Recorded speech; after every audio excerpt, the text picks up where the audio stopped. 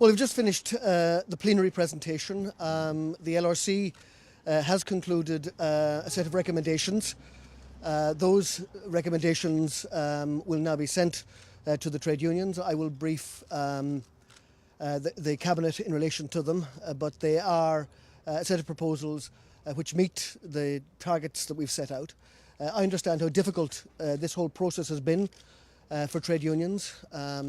We're asking people to make yet another contribution to fixing our broken economy. There are real challenges ahead of us, but I think that when people read the proposals now, they'll see, number one, they're constructed in a way that impacts on everybody in a fair way. No individual sector of the public service is in any way targeted. Everybody is asked to make a fair contribution, and I've made it clear that this will be the last contribution that people will be asked to make. If this is agreeable to the trade union movement, I think then we will have taken a significant further step on the very difficult, tortuous path to economic solvency. It will give certainty to public sector workers in relation to the next 3 years, and will allow people to plan their own lives, make their own planning and selling, buying decisions, knowing that their income is protected. As I said, none of this is easy. There's an ask of every public servant to make a further contribution, knowing that they've already made a contribution, but it is absolutely necessary. I wouldn't, and the government wouldn't, have tabled these proposals if we didn't feel that it is an essential component of reaching our target of economic solvency again. Proposals will be set out in a document from the Labour Relations Commission. I'll let them look at them. They're quite extensive.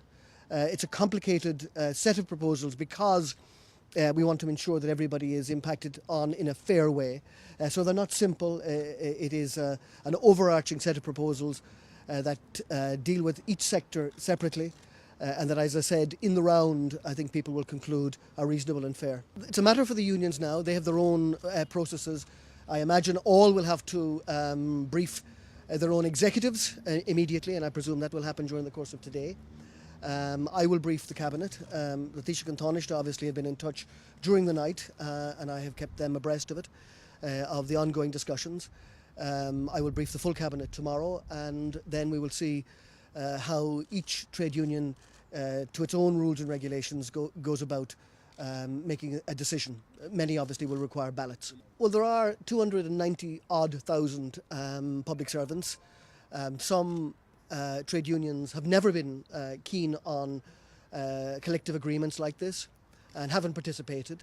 I urged everybody to be at the table, and you can see, and you will see from the substantive recommendations from the LRC that they have made an impact in changing, modifying, altering the proposals that were tabled by the management side. So being at the table has obviously been very impactful.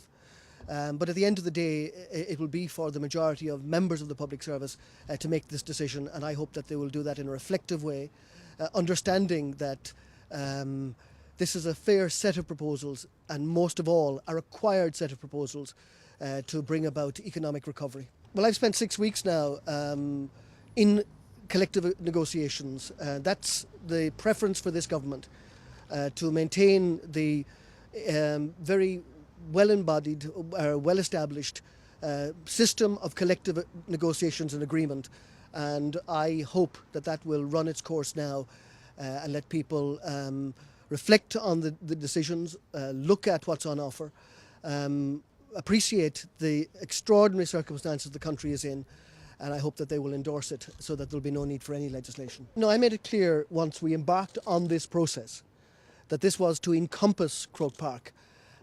So this is a new agreement that will encompass, as I say, the provisions of Croke Park. When it is agreed, this will be the new binding agreement on everybody.